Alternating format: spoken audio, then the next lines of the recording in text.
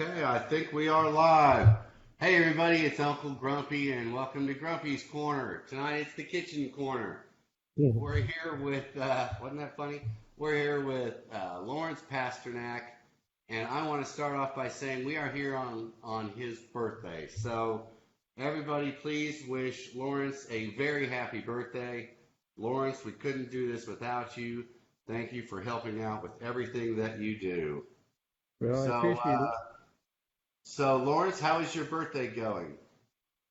it. Oh, busy. As you know, I got a puppy a few days ago as maybe one of my birthday presents, you could say, for my wife. And so a lot of the day has been spent taking care of her. She's actually sleeping now in the crate beside the bed. And not that I want this to be spread around, but let's go for it anyway. What kind of dog is this? She is a golden doodle, um, 8 weeks and 2 days old. A golden doodle.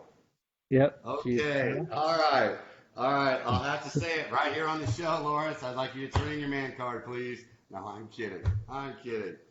All right, a golden doodle. Well, she's a very, very cute dog for sure. yep. I saw the video. It was entirely too much cuteness. I just couldn't take it.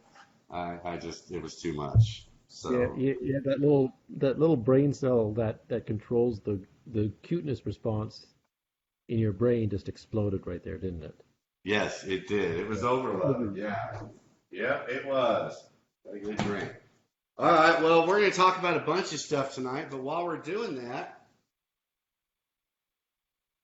since I have to go out of town tomorrow and go to this Harvest Fest, I'm going to do a little baking if you don't mind. And if everybody else doesn't mind, I promise I'll still pay attention. But we need to make some edibles for me for the weekend. I need medicine to get me through the weekend, so I'll sleep. I'm going to be in a strange place, in a cabin in the middle of nowhere. No, actually, it's on the facility, so it'll be in the middle of a crowd, I imagine. But I don't sleep well with all the pains I have. I don't sleep well without a little edible. So, and I'm running out. I'm down to a small piece of my lemon pound cake, and so that's going to put me to sleep tonight. And so I need something for the weekend. So, what do you think, Lawrence? Should it be oh wait, let's see. I know you're allergic to peanuts, so I'm Yep. guessing you don't want the peanut butter cookies. So, and I'm just using quick box recipes here because I don't have all night. So we've got double chocolate muffin mix. Those are really good. And cinnamon swirl. What do you think? Whichever you prefer. Oh, come on, you're no help. All right, we're going to start with double chocolate muffins and then make the cinnamon swirl. And I'll take both. So, what else have you been doing on your birthday? Anything? Trying to keep up with emails. I was on the phone with actually somebody from the Oklahoma Pain Society who called me to. So, maybe you can answer the question for him.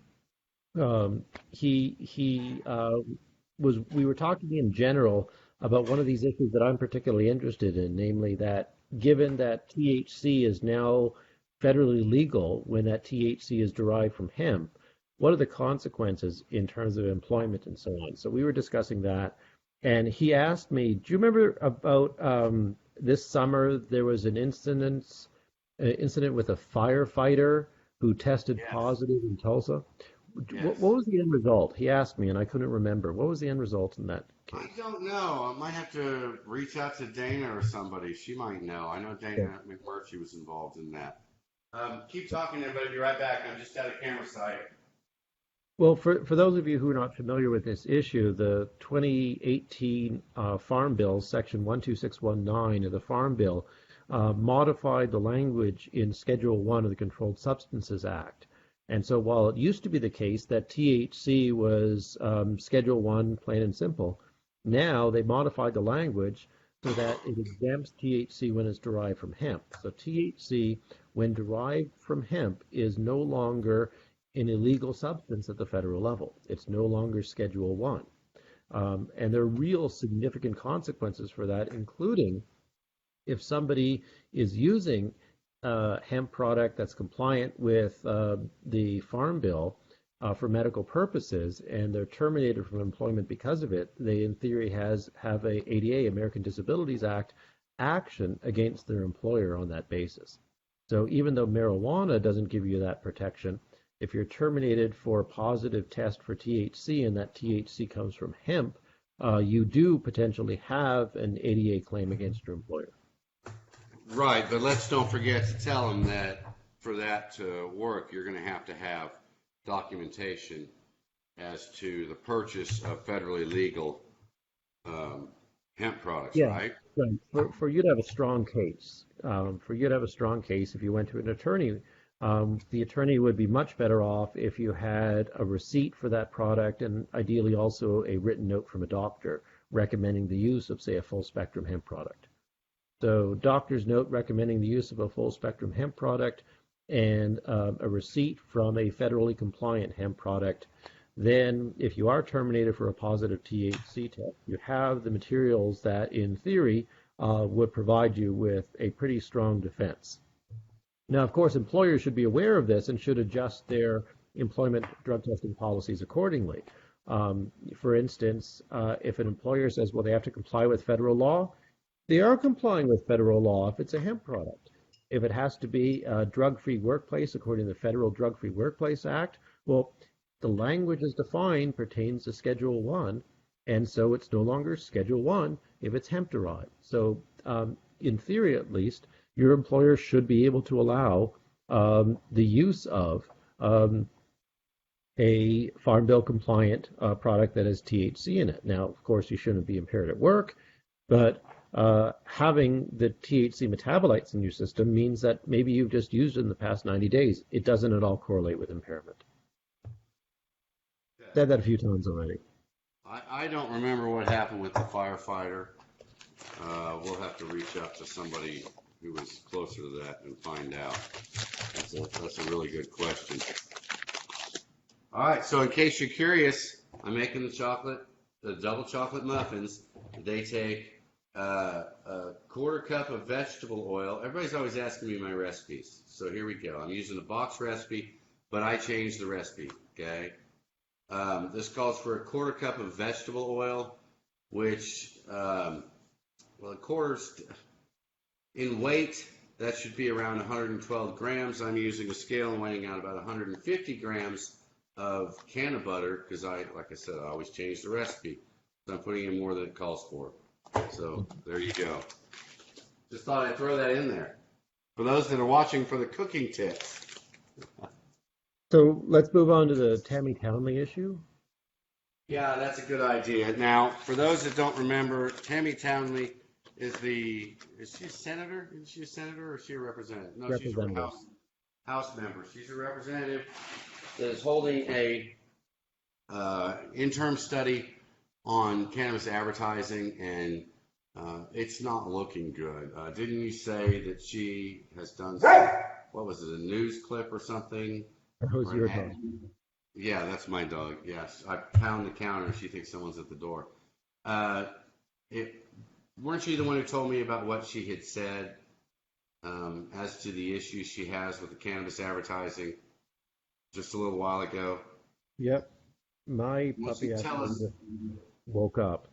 But did Athena wake up? Did Athena wake up your dog? Yes. Oh, well, I'm very sorry about that. So, the core issue is that she wants to have a study on issues having to do with cannabis advertising, with the implication that cannabis advertising is objectionable, at least certain types of advertising, certain types of locations. We don't know what. We reached out to her this summer, and her office said that they would contact us and arrange a meeting once she got back in town at the beginning of September, and that never happened. So, it might be a good idea. I think that at least there's First Amendment issues to be concerned with, freedom of the press and freedom of speech. And so what kind of restrictions does she really want? If she, for instance, is offended by some of the iconography of the cannabis movement, like the cannabis leaf, for instance, I take that to be First Amendment protected because it's a form of political speech. It's not just marketing a product, but it represents an ideological movement. Well, like I said, we'll call tomorrow, call her office, and take the tree and see if we can maybe get a meeting next week. I'm betting she won't have a problem giving us a few minutes. Mm. Isn't this study going to be, or isn't this meeting that she has the 29th or something? Isn't it the end of this month? That's right. I have a message on it, and if I recall correctly, October 29th is the day scheduled for that interim study at the Capitol. So that's a good day for us to also organize and be present. You can convey the details as we get closer. Yeah, that's a great idea, folks. Why don't we think about that? That could be our next protest, okay? Let's see if we can get more than 100 people there, though. If we're not going to show out with 200,000 patients, I saw that post today. It's 195,000 patients, but 200,000 or 205,000 applications have been submitted. So right around 200,000. We ought to be able to get a few thousand people there. I mean, I would hope. Can we not? What do you guys think? Will you come out? Even if we had 0.1%, that's for 200 people. 0.1% of the cardholders. Can we get 0.1% of the cardholders to show up? That'd be question. Great.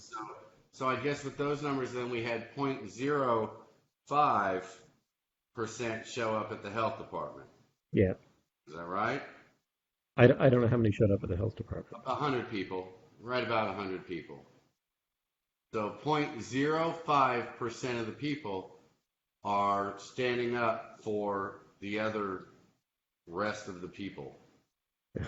That's a little outnumbered there. That's a little weak. I think that's a little weak.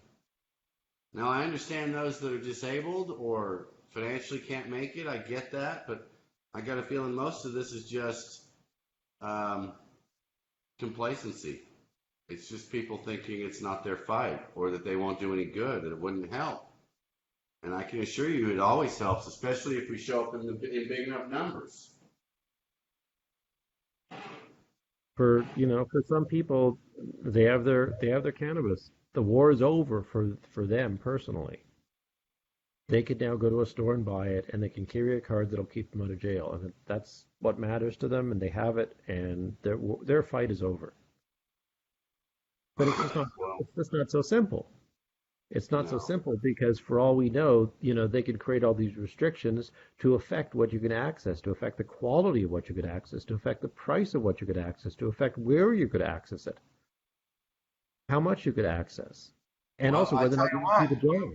A prime example of that, Lawrence, and how relevant that is. The rumor now currently is that we're only going to have 2 or 3 cannabis bills, okay?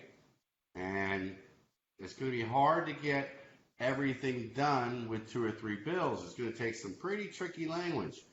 But the reason isn't that the people who run these for us, Eccles and Fetgetter and the few others that support us, it's not that they don't want to. It's that the rumor in the Capitol is that there is the no crowd that want to get a hold of as much of this as they can, and they want to turn it upside down. They're not happy with it, and they want to turn it upside down. So if the House keeps the number of bills to a minimal number, the Senate can't send over a bunch of bills about cannabis restrictions. So it's not that those that fight for us don't want to fight for us. It's that strategically we might have to try and lay low, and that's not good. We have too much to do to be able to lay low. So for me, I think the only thing to do at that point when your government can't function and you can't get things done is to overrun your government. And what I mean is with signatures, with protesters, with other things that make a big difference. Let's don't forget 788 was a petition. I wish I'd have been here when that started, but I wasn't. So, I was in Oklahoma, but I wasn't in the room when that started. But, whatever starts next, we're going to be right at the front of that helping push that. By the way, out of the 33 states where cannabis is legalized, if memory serves, only one out of all of those states was cannabis legalized through the legislative process. In every other instance, it was a citizen petition. And a reason why it's not legal in Texas still is because Texas, like certain other states, have no citizen petition mechanism. So the government wants to keep it illegal. And it's the population who has a different attitude. And the question is whether or not we want to maintain, the interest that we have and try to affect, right, the legislative process. Try to get our legislators to actually legislate based upon our will and not the will of their most wealthy donors. Sorry, I've got to send this out. I didn't share this yet, so only a few people are seeing it because it's on the Liberty Alliance page. I forgot to share it to some of the other pages, so let me do that real quick.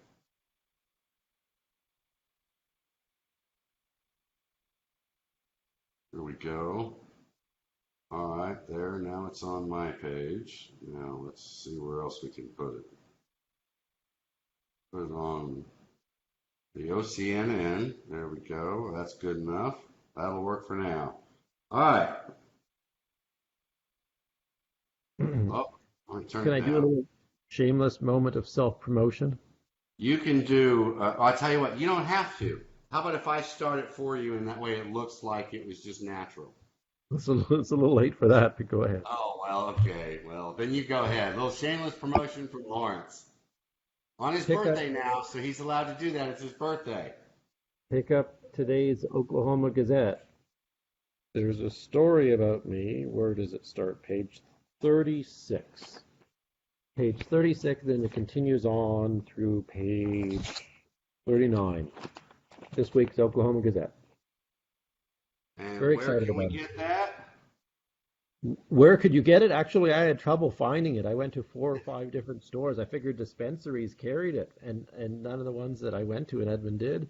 And then I went to the supermarket, so at least supermarkets. And I think you can go to the Oklahoma Gazette website and then look up where to get an Oklahoma Gazette. And they told me that my story is not yet on their website, that they stagger the release of all of the stories. So my story doesn't get online until like Friday. So of course, anybody who wants to wait, you don't have to go out today. But if you want to get a print copy, you can find print copies at least at supermarkets. I have to get a print copy, so I'm going out tomorrow and looking. I got one to send to my mother. My mother doesn't use the internet. She's that old. I hate to say it, but she is like the internet just scares her. So that's great. That's great. I'm sure she'll appreciate that. yeah, she'd laugh. At least at my comment. She'll appreciate this. All right, so I've just shared this to a ton of groups. So let's do a quick recap before we move on. We've talked about the Tammy Townley incident. This is the joint or interim study to discuss cannabis advertising scheduled for the 29th of this month.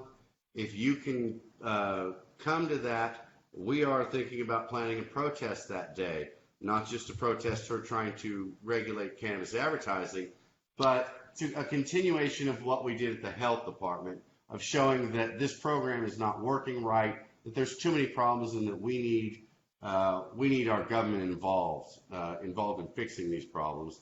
And as we talked about, our concern is there's a limited number of bills that are going to be cannabis related this year because the House is concerned the Senate wants to destroy the program.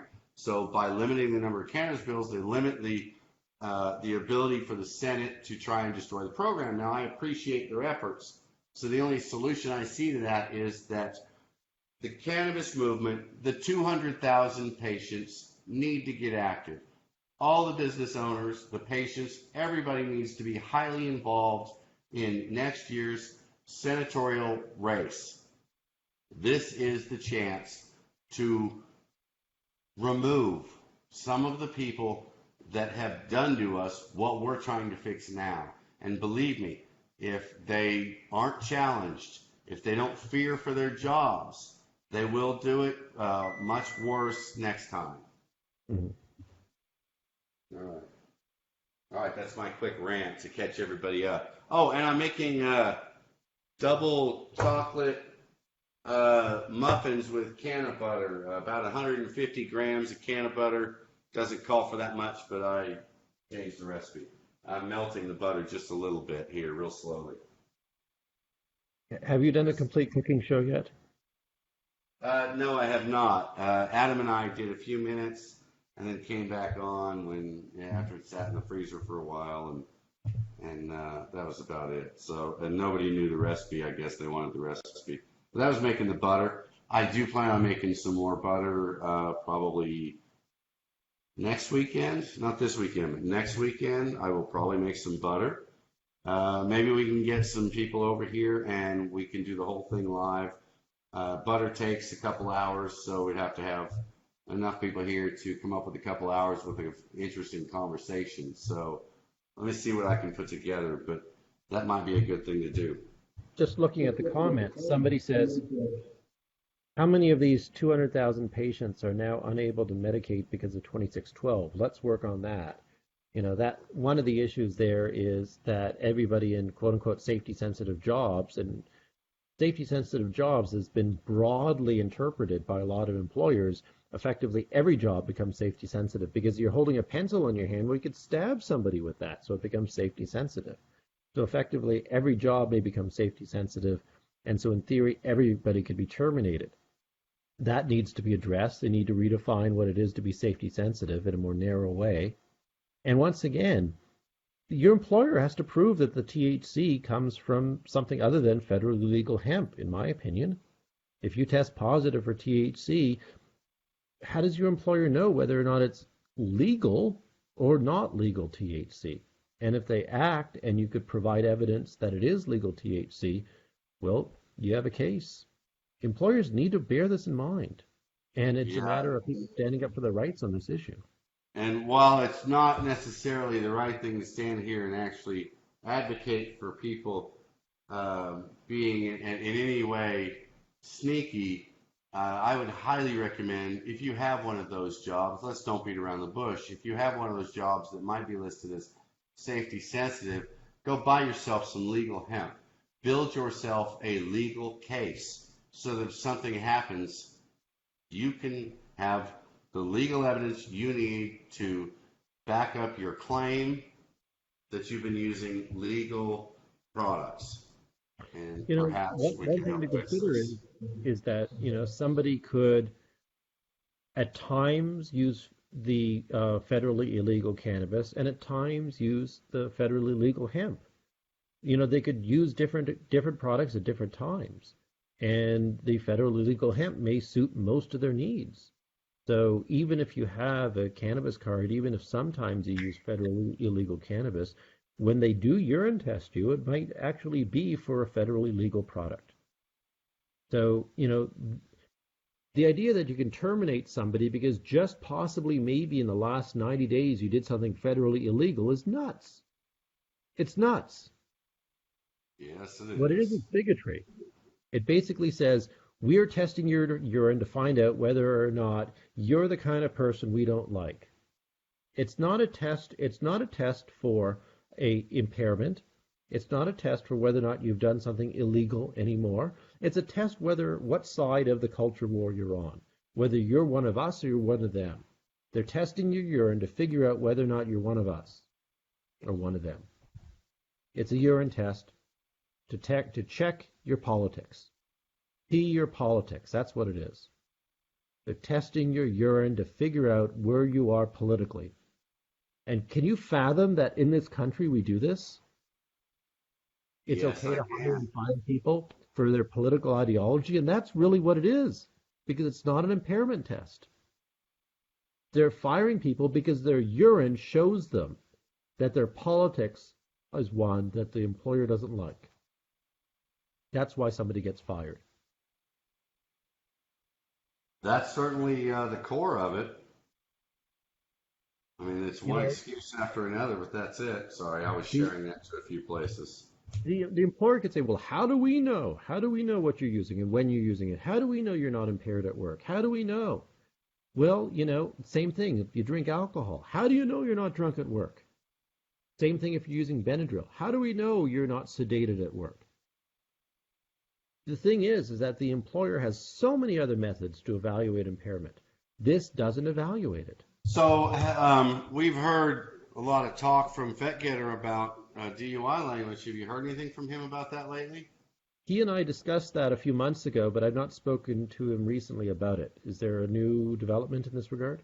No, that's what I'm asking. There's no Okay. new development, or at least no new development he's sharing, and we need, Scott, if you're watching, please share that information with us so we can share that with everybody else, or come on and tell everybody. I gave him 3 or 4 examples from other states of how DUI laws are structured. And I don't know if anything's been done on it. But the thing is, right now, um, state law, it's complicated. I can give you, there are a number of really interesting loopholes. But basically, state law, read simply, is any metabolites from marijuana and your DUI. So, even if you haven't used something for 90 days, if you test positive, you're DUI. It's like saying, well, you drank alcohol 3 months ago, so you must be drunk today. It's crazy. It's absurd. But there are loopholes. And one of those loopholes is that the state DUI law doesn't mention THC.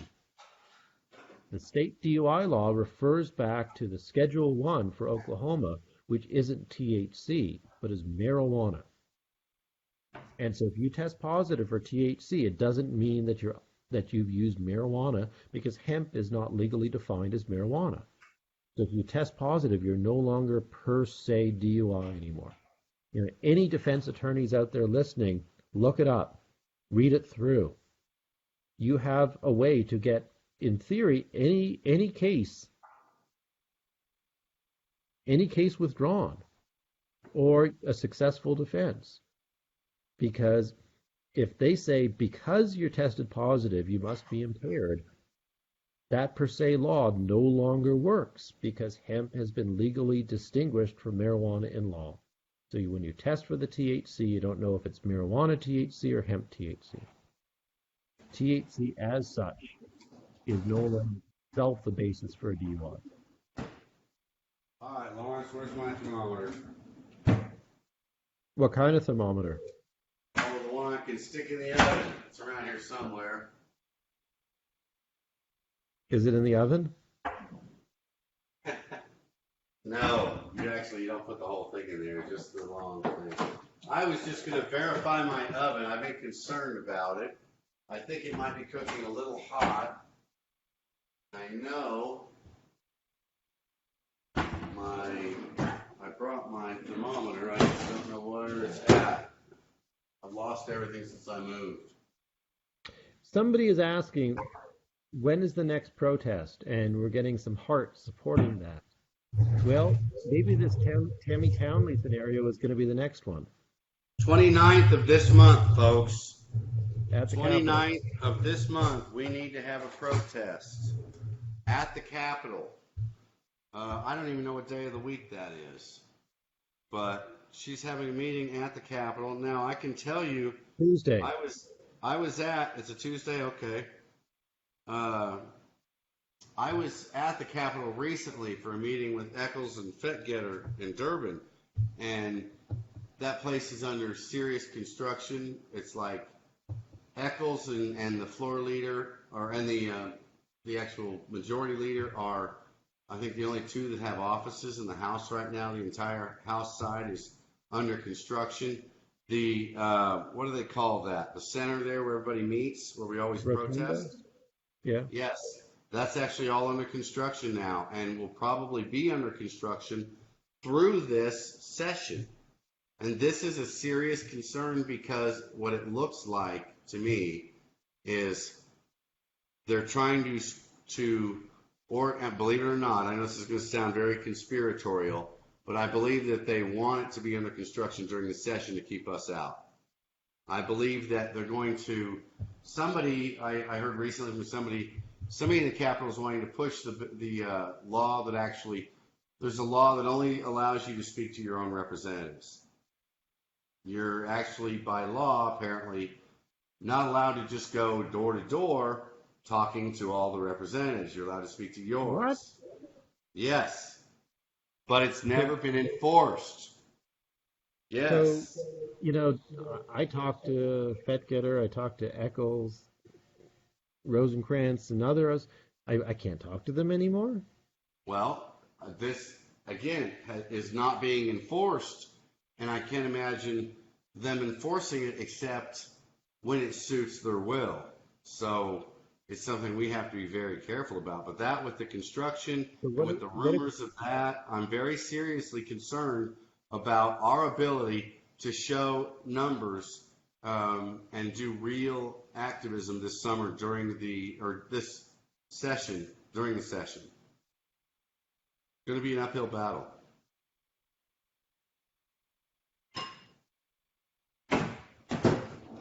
Well, they don't want the people to have more of a say, obviously. We're just a No, they nuisance don't. to them.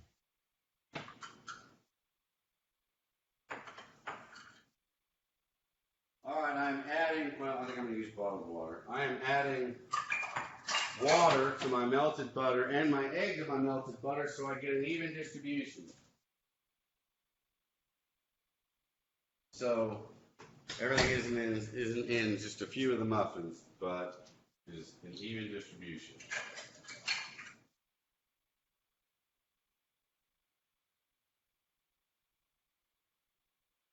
So is your puppy still asleep? Yeah, she is. Her pattern basically has been that she will run around like a maniac for 30 to 45 minutes, and then she'll plots for about 2 to 3 hours, and then Oh, she'll be so up the again drugs and are run like a working? maniac. What? So the What? drugs are working? She runs around crazy for a minute, you give her some drugs and she goes to sleep? Well, fortunately, it's just the growing body of the puppy.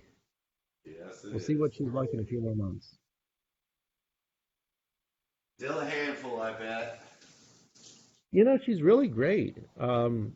There's been some, little issues here and there, but when it comes to um, just the sort of the spectrum that you encounter with puppies, she's really great. Yeah. I'd show everybody if she wasn't asleep, but she's asleep right now.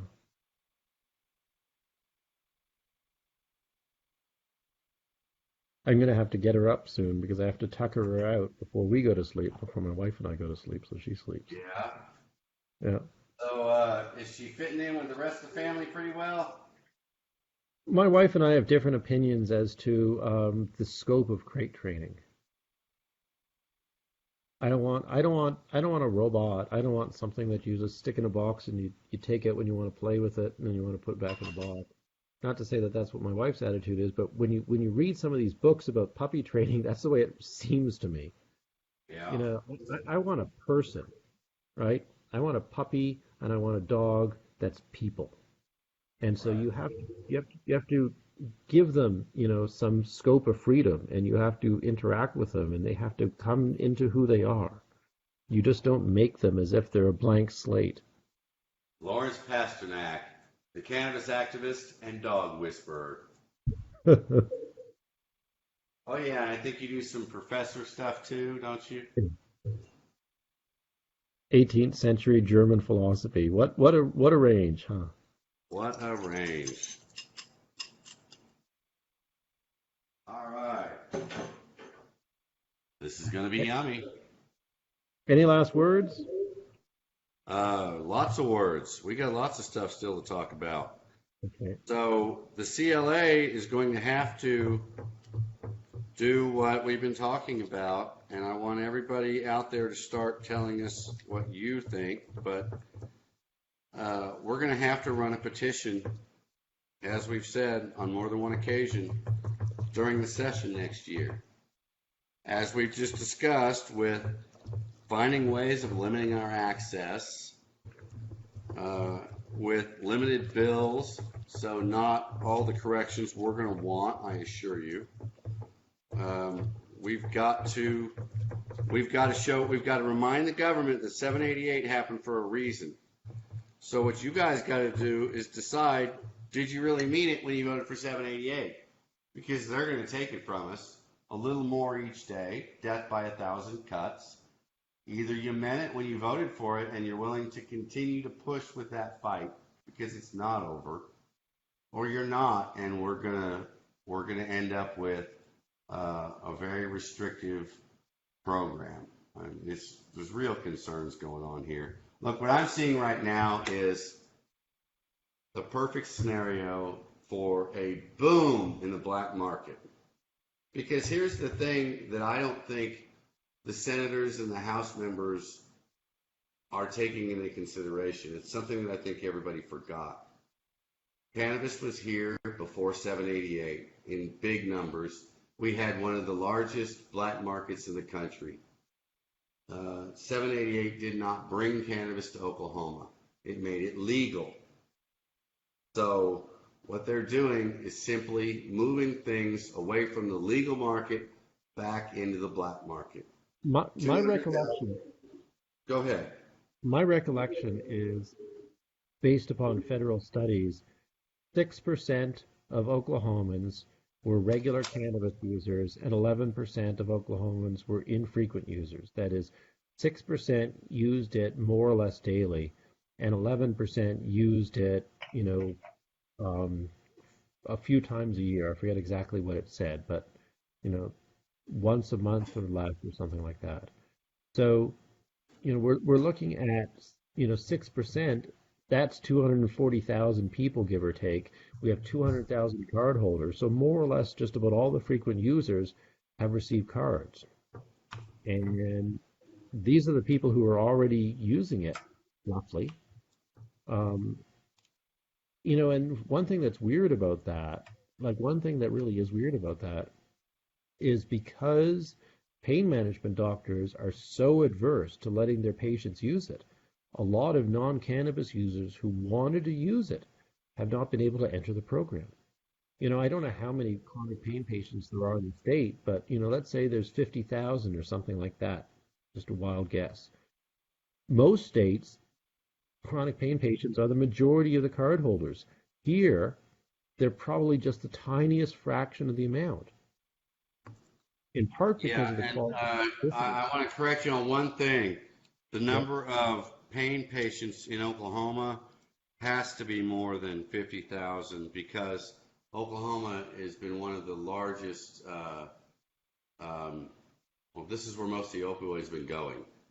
I mean, we've taken so That's many. actually not true. That's no, even though Mike Hunter did a unique job in the way in which he separated himself from the litigation around the country, Oklahoma fared roughly in the middle when it came to the number of prescriptions per capita and death rates. So we don't stand out. It's Ohio, West Virginia, that part of the country that was really at the extreme. Gee, are you saying Mike Hunter was using what do you want to call that? I don't know if I'd call that false advertising or what, but that's who was talking about that. That's who was saying that. It was his office. Yeah, well, maybe there is some statistic that has Oklahoma towards the top, but with regards to many of the statistics and opioid use here in the state, we were just in the middle. Okay. Well, still, I think 50,000, that's quite a few. Quite a few that could be off of those, but look, you got to remember the battles with pharmaceuticals goes deep. I mean, I guarantee you these doctors are being influenced by pharmaceutical companies with money. I mean, it's look, I want to get back to something else though, something more relevant to this month. This Tammy Townsley thing. We were talking about the cannabis advertising. Didn't you say that she said something about complaining about the signs saying things about deals or happy hours or things like that? I didn't mention that. I don't know, but maybe. It may have been Norma then earlier. Somebody in a conversation earlier today was telling me that was something. Yeah, it was Norma. She said they were running it in a a clip on the news or something, or a clip on the radio of her speaking, talking about how we don't advertise like this with pharmaceuticals and other, and I think she even That's not mentioned, true. I That's not think she true. even mentioned alcohol, right?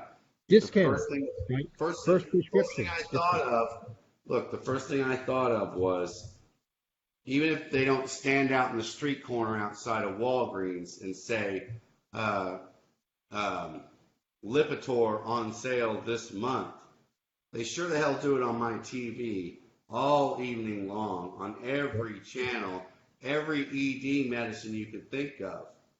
I mean, erectile dysfunction is one of the most over advertised things out there.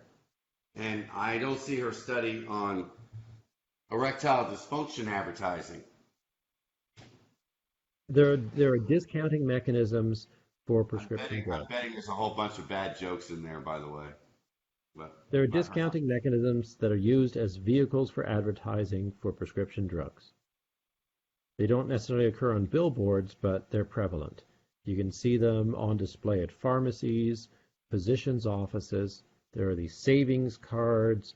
You know, if you prescribe something, then this takes care of your copay for the first 6 months.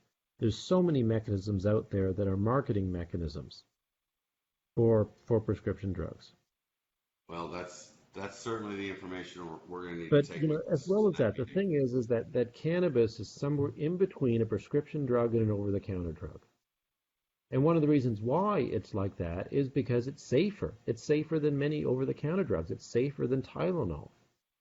So, you know, people could use it, and the level of risk of use is not something that necessarily warrants a prescription. Not to say that a prescription-based model for medical legalization is the wrong way, but it's not necessarily the right way. And Yeah, so, Amy Brown is pointing out you can go right to the manufacturer's website of the pharmaceuticals and print off right, coupons. right. So, you know, the business model for cannabis is not the same as prescription. It's it's not exactly that for over the counter either. But over the counter constantly, you know, $5 off your next order of Pepto Bismol, right? You go to CVS and you get a coupon with your receipt. There are constant mechanisms for discounts for over the counter for prescription drugs. And so if somebody wants to have a happy hour or whatever, maybe the language is problematic, but having a marketing program with a discount is not any different from other drugs. It's just the underlying issue is we find this offensive. We don't like the fact that it's been legalized. We don't want to see it. If you want to do it, but we don't want to know about it. And they take moral offense. They find it offensive. Like, you know, this is changing the subject, but the reaction that you got when there was this, you know, 10th Circuit Court decision concerning women being topless in public, it's like, you know, why are people so irate about it? You know, the emotional response to it is weird. It's just weird because there's this deeply held attitude that the woman's body is offensive or nudity is offensive. And this is just a weird cultural quirk and it's demeaning. So, you know, there are reasons to cover yourself up, but the moral opposition, it's not a moral issue, it's a cultural convention.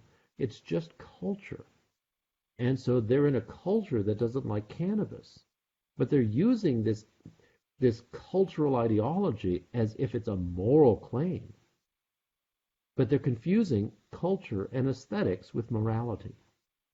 Well, one of the things that or one of the reasons why I brought up uh, the specifically the erectile dysfunction commercials is, as we've just said, we want to have a protest on the 29th at the Capitol. She is having an interim study about cannabis advertising. I think that the people that like to carry signs and dress up for protests need to take a look at the pharmaceutical commercials on your TV every single night while planning your posters, t-shirts, and costumes, please. I I look forward to seeing that. I think that we need to I don't know. There's got to be a good spin on this. I just see so many puns here. It's just too easy. I just want to see people actually show up. That would be amazing in Whether or itself, not right there. whether you know whether or not we can get a fraction of 1%, whether or not we can get close to 1%, which would be remarkable. 0.1% would still be impressive. Can we get 0.1% of all the cardholders out? So if we could get every dispensary in Oklahoma City to send one employee that isn't working that day, Yep. and then every patient living in the area could also show up, that in itself would be more than what's ever shown up for any of these things. Right. And so a crucial thing is that there's the constitutional protection is there because there's offensive speech, right? Right. Easy speech doesn't need that kind of protection. We value the Constitution and the constitutional principles because it's protecting what is not popular. And so what she is doing is un-American. It is acting against the Constitution to say because we find this speech offensive, we want to limit it. It's not yelling fire in a crowded room, right? There's no immediate public harm involved. If she says because we find this speech offensive, we don't want to permit it, is un-American. And if they write a bill, if they pass a bill that basically is based on that reasoning, then it'll be hopefully challenged and overturned by appellate courts. Yeah. Let me address something here. John Tarkington's. Go ahead. Go ahead and finish your thought. My thought is that the motivation behind this is un-American. The motivation behind this is to stifle offensive but politically significant speech and economically significant speech. For a lot of people, economically significant speech matters. The Supreme Court agrees. Go on. Okay.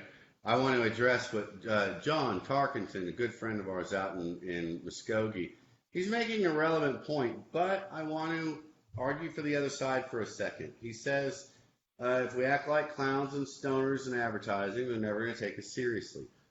I understand that. Everybody knows I preach that on a daily basis. Everybody knows I spend way too much time telling people how to stop acting like fools in public.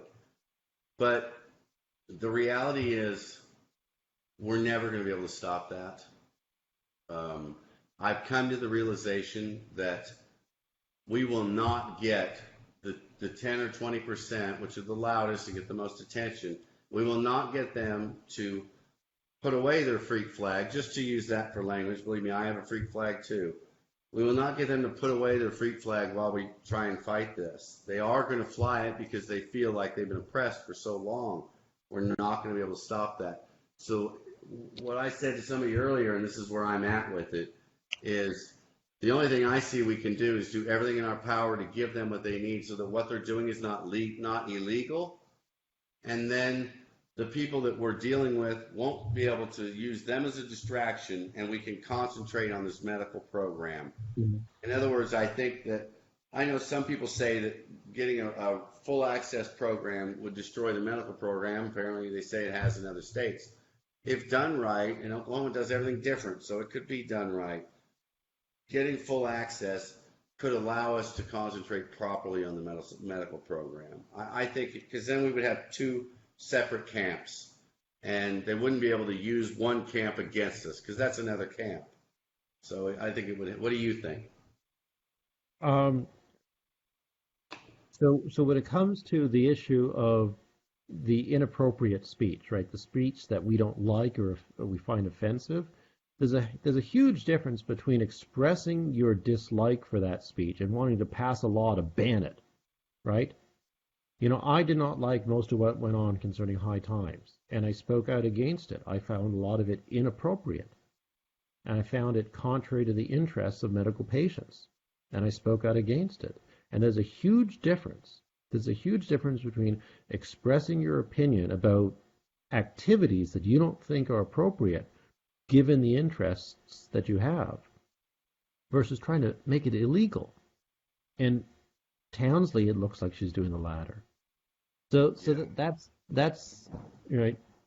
That's at least addressing your first point.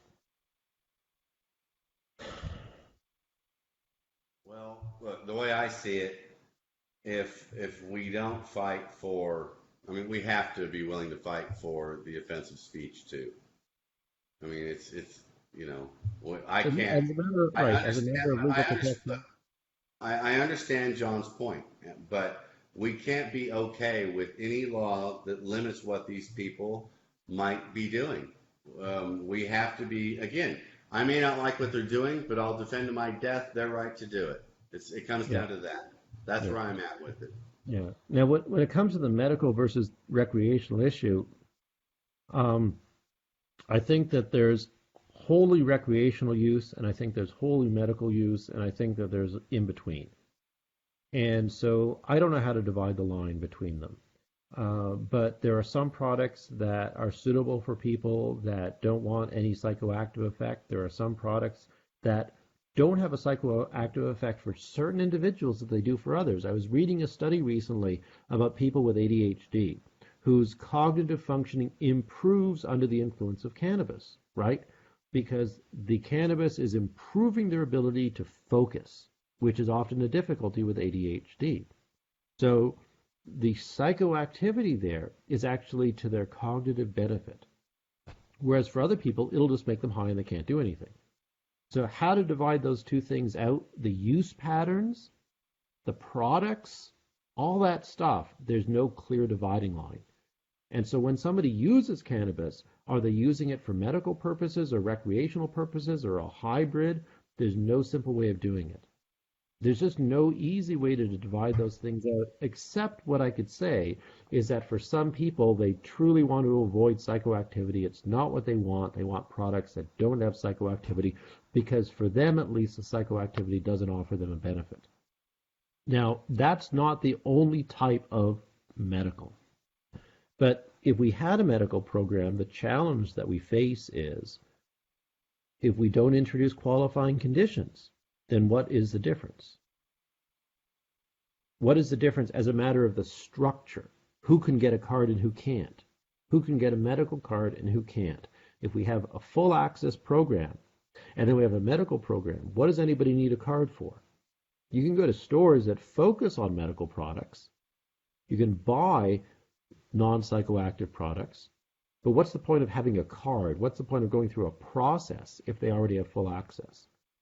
And without introducing a some sort of test for medical use, like qualifying conditions, then what separates the two? People could just go and get a card if it's like a discount savings card. I pay less tax if I'm in the medical program. So I don't know how to divide those things up. But there are two camps, and then there's a lot of people that are in between. So it's a complicated thing because this is simply just it's not binary. It's not one or the other. And Now, I had this conversation, this is a similar conversation with one of our lawmakers, and the tax issue was where I came into how we make the program different. And what you said, possibly some qualifying conditions is what his suggestion was to make it more of a medical program. So this has come up before. I, of course, said there's no way we could do that. People would burn the state down. But, if we have full access, maybe it's different. I don't know yet. give me another solution. I'm open to it. But if we had full access, imagine this. Imagine if cannabis was never illegal and people could just buy it in any store they want for recreational use. But there was also a medical use, and there was a specialized set of products that were much more carefully prepared, that were much more precise in terms of the testing and dosing and all of that. And your doctor would prescribe them. So, you can go to a store and get an over-the-counter version, or you can go to the pharmacy and get a prescription version. And there's a way to distinguish it in terms of the supply chain. But, so you can distinguish it in terms of the supply chain, you can distinguish it in terms of the types of products, you can distinguish it in terms of the retail structure. But distinguishing it in terms of the patient, that's where I don't have an answer. Tarkenton's commented before. John, I don't think you're, well, I don't think you're being argumentative or anything. I know you're not against full access, and about the timing, it's about, like we've said, they're going to do death by 1,000 cuts. So the only way we may be able to beat them back is with at least the threat of full access. So what I mean by that is if we do it during the legislative session, as we've said, every argument at the Capitol fills more sheets of signatures and gets us closer to that. Yeah. And every time they see the numbers go up in the signatures, they stop arguing so much because they see they're about to lose control. Or they do like they should have done already, and I'll throw this in there and I'll let you take over, is they should have stepped up and put forward, they should be talking right now about a full access bill that they run through the House and the Senate, allowing them to remain in control. If they have such an issue with the way 788 was passed, I suggest that you get real busy because here we come again. So go ahead. Yeah, I was just going to say that, the entire political landscape changes when something changes at the federal level. And last week, the House, at least, approved the banking bill. And it has pretty good promise in the Senate. There's already, negotiations going on in the Senate for a Senate version of the bill. And about 50% of the Republicans in the House supported it. So once we have banking, the idea is that that's going to build the momentum for a more substantial change at the federal level. And once things change at the federal level, it's a completely different ballgame. So, all the political machinations right now go out the window when federal law changes. And federal law could change by rescheduling or descheduling, basically. And it could go either way. I think that the smartest, absolute smartest move that the cannabis prohibitionists can do is to reschedule it, because that will so greatly dissipate the momentum throughout the country. If they turn cannabis into a Schedule III product, it might take 5 years before it gets beyond that. If they keep the status quo and don't do anything about it, it becomes an election issue, and in all likelihood, it changes by the end of this year or next year. But it's a money issue, Lawrence. They can't just deschedule it. Too many people would lose money. And I don't mean too many people in the cannabis industry. I mean too many people in the pharmaceutical industry, too many people in the liquor industry, too many people in every other industry that profits from cannabis being illegal. That's right. So the absolute best move, once again, from the prohibitionists is to reschedule it, not to deschedule it. Because that way they can keep it restricted in such a way that there's still a lot of pharmaceuticals that patients will be directed to. It won't have the same access as an alternative to alcohol. And what it'll do is it'll greatly slow down full access. It took Canada 20 years to go from medical to full access. Mexico is going to go full access this year, probably, or next. I don't know when they had medical for how many years, but the United States is behind the rest of the world. 50 countries have at least medical. Can you realize this? And you know the reason why.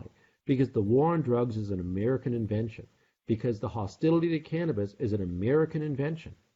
Cannabis had been used throughout Asia, throughout North Africa, throughout the Middle East for centuries. It was used in the United States through the 19th century. Cannabis prohibition was created in America and exported through the rest of the world. And so we've dug in our heels. We're responsible for this travesty, this historical travesty. We're responsible. This country is responsible for the oppression of tens of millions of people over 80 years. Lives destroyed in this country and around the world. And they're not willing to accept that they made a mistake. All the prohibitionists out there aren't willing to take responsibility for what they've done. And that's what's implied in a way if they relent and they give in and they accept legalization.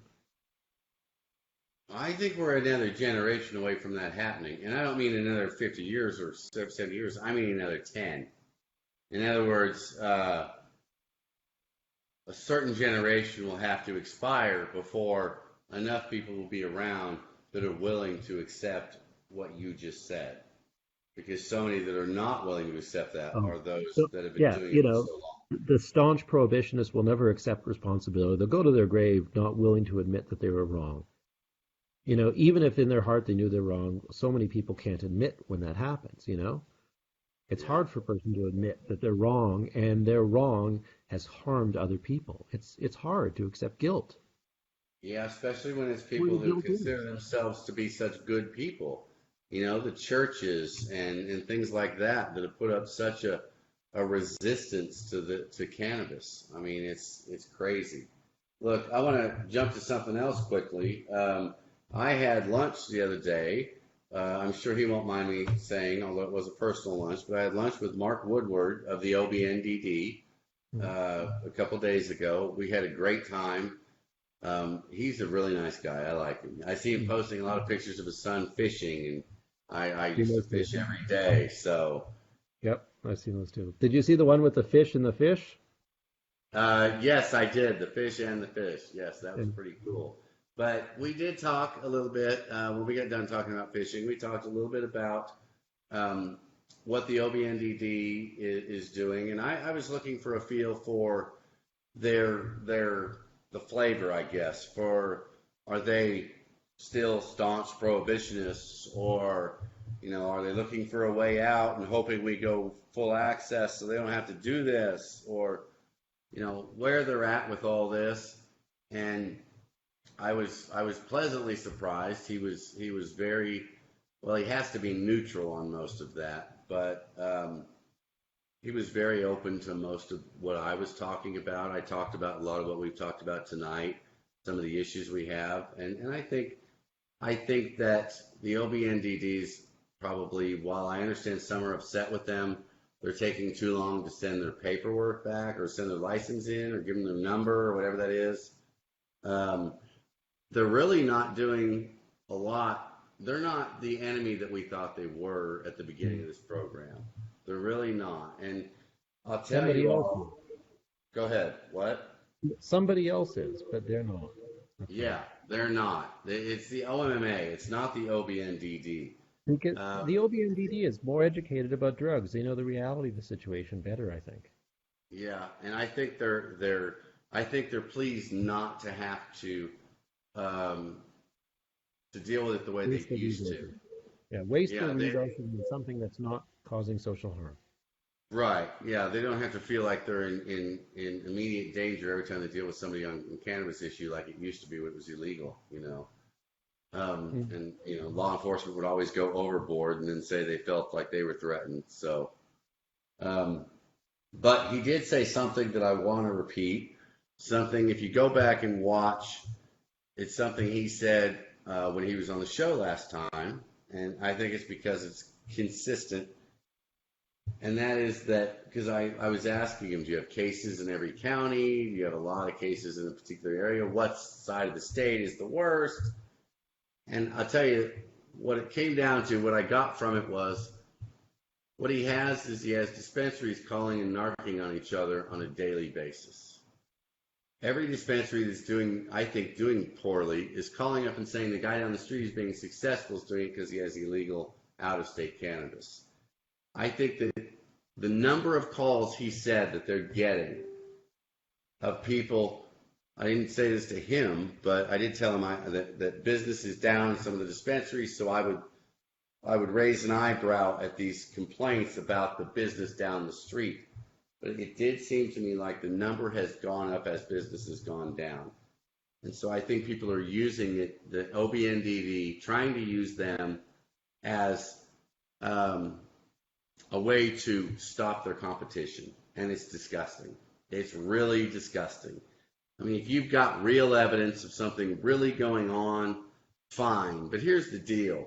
Some of these people were ready to hang me from a tree when I said something in January about all the illegal stuff coming in from out of state. And yet, and they said I was destroying the program, bringing that attention to it. Yet they're making phone calls daily about the guy down the street who might be getting more business than them. And I think that it's really questionable as to how many of these are real calls. So I would just ask everybody out there, if you're calling on a guy down the street, I sure the heck hope you're doing it for the right reason and not because your business is down. Yep. That's all I'll say about that. Well, my puppy seems to be indicating an interest in going out. All right, well, and the muffins have just come out, so I think we could probably wrap it up. I'm going Good to dump time. these out and load up another pan, and then I'm probably going to make that, what was that? The cinnamon swirl when this is done. Does anybody want to see my puppy? Should I give it a little We shot? all want to see your puppy, Lawrence. Of course we do. You know how many ladies are watching this show? They all want to see your puppy. He's already awake. Okay, people, here we go. We all get to meet Lawrence's new puppy. Are we ready? They had a girl. Oh, look at that. Oh, she even opened her mouth. That is just pitiful. Look at that. What'd you do? Like hit a cute switch in the back when you held her up to make her yawn, or what? Did you pull a string? All right, we gotta go. It's time for All right, Sunday. folks. I'll talk to you Bye, later, everyone. Lawrence. Bye. Thank you, Lawrence. I'll see you soon. All right, folks. That's it for Lawrence. He's out of here. There we go. It's just me. If I'm still alive, yes, I am. All right, folks. I'm going to try one of my muffins, cool them off, and put some more in the pan. Again, I think I'm going to make some more butter next week. I think maybe I need to pick about 6 of you guys to come watch or help. We have a little evening party and spend a couple hours making can of butter. So let me know if you're interested, and I'll see about sending out a few invites. We'll do that not this weekend, but next weekend. Don't forget, if you haven't made plans this weekend, come out to the Harvest Festival. That is in Spavinaw. That is where they usually hold the Copperhead Bike Rally. Beautiful place. Going to be a great time. I'll be speaking. A bunch of other people will be speaking. Norma Sapp will also be out there.